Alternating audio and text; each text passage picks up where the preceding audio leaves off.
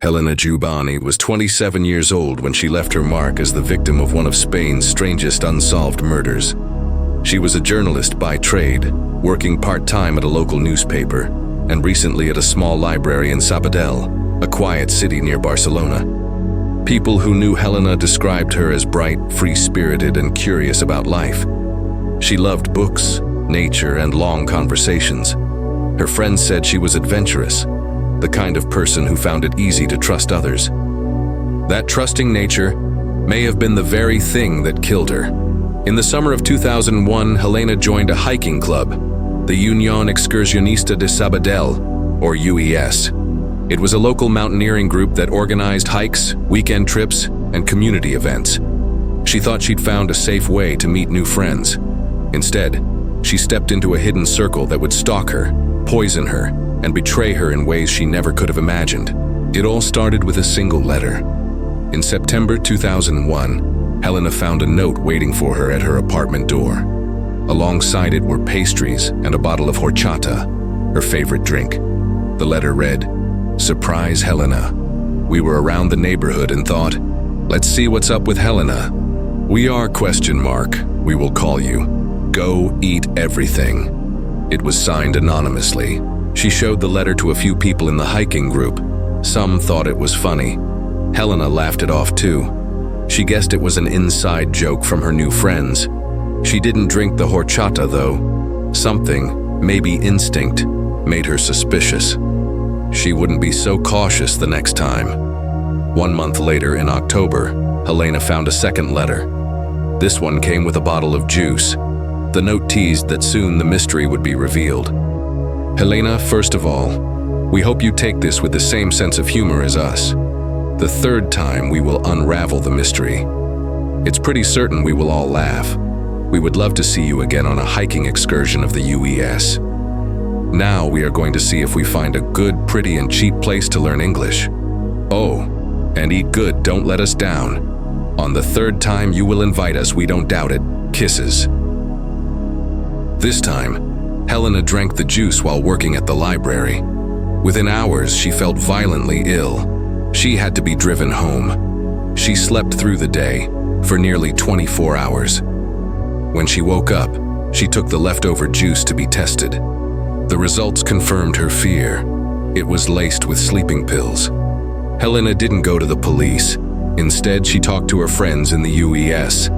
She wanted to believe it was a sick prank, that someone she knew would eventually come forward, laugh it off, and explain. But no one did. By November, Helena was growing uneasy. She started telling people she felt watched, that someone knew too much about her routines. But she never cut off contact with the group. She kept attending hikes, dinners, and meetups. And in that close circle was Montserrat Carreta, a woman Helena trusted more than most.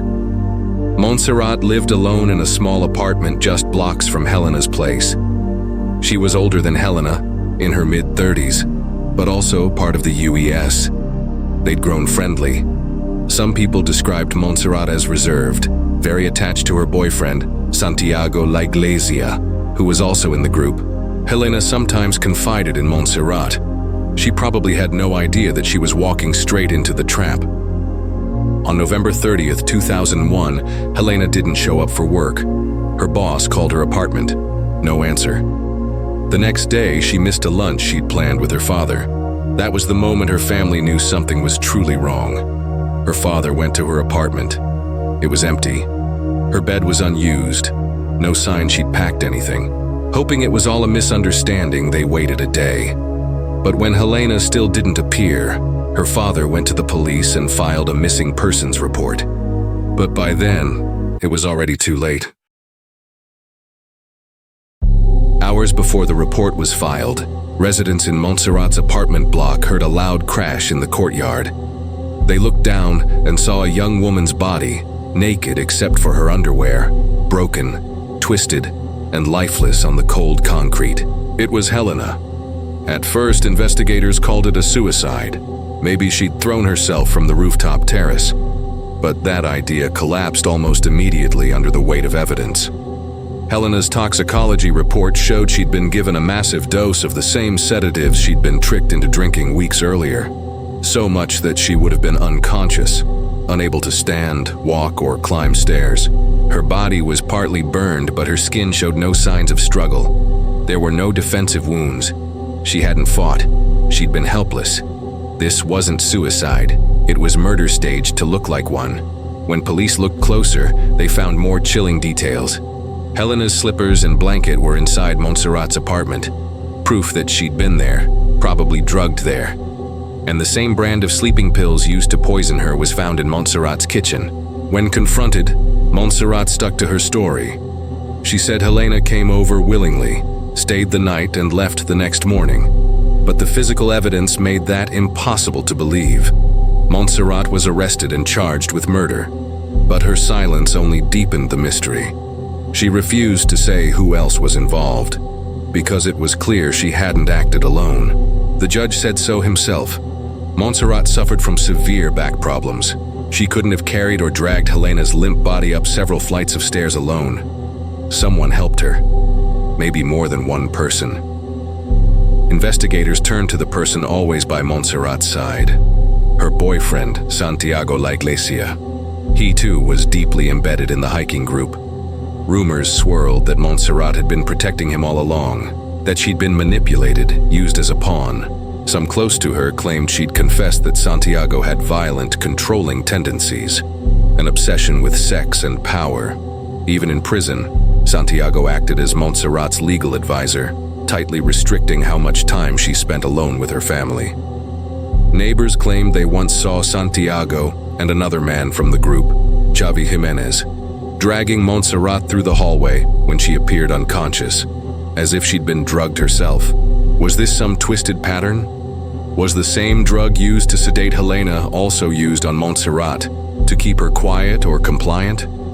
It was only the beginning of the questions. On March 4, 2002, Montserrat was found dead in her prison cell, an apparent suicide. She killed herself on the same date her brother had ended his own life years earlier. Some believe this was coincidence. Others think it was a final tragic sign that she was manipulated to the very end. With Montserrat gone, so was the only person who might have talked. The investigation ground to a halt. No DNA, no confession, just rumors and the silence of a hiking club that refused to betray its secrets. For years, Helena's family pushed for the case to stay open. They found new threads that painted an even darker picture. Before her death, Helena had been harassed not just in real life, but online. Someone anonymous stalked her in chat rooms, knew when she was alone, where she worked, and what she planned to do next. Yet the biggest clue remained. The letters. They were tested 5 separate times. Early on, experts claimed 2 different women wrote them. But in a shocking turn, a recent forensic exam linked the letters to Xavi Jimenez, the same man seen dragging Montserrat with Santiago before Helena's death. Still, handwriting alone is not proof in court. What investigators needed was DNA. In a last desperate push for justice, Spanish authorities requested help from the FBI. Just days ago, it was reported that new tests will be run using advanced technology unavailable in Spain. Technology that might lift DNA from the old letters at last.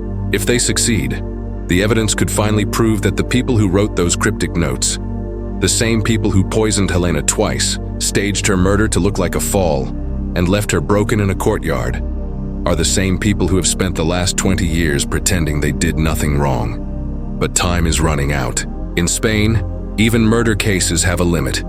If no one is charged by 2025, Helena's murder will be permanently closed. Her killers, if they're still alive, will walk free forever. To this day, the hiking group still exists. People still whisper that some of Helena's so-called friends quietly protected each other, that they shared a secret they swore never to reveal. Some of them still live in the same town. They still pass by the same buildings. Some still hike the same trails Helena once loved. And somewhere in Sabadell, there may still be someone who knows exactly what happened on that November night. The same person who typed a playful letter, chose her favorite drink, watched her drink it, and waited for her to fall asleep, only to do it again weeks later when they knew no one would be able to save her. Helena Jubany's story is not just an unsolved crime. It's a warning that sometimes the greatest danger comes dressed as trust, smiles, and friendship.